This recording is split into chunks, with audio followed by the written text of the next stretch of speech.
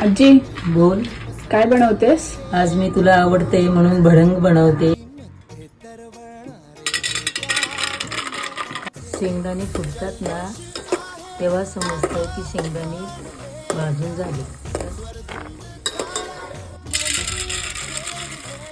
बघ आता फुटण्याची डाळ पण चांगली भाजून झाली आहे.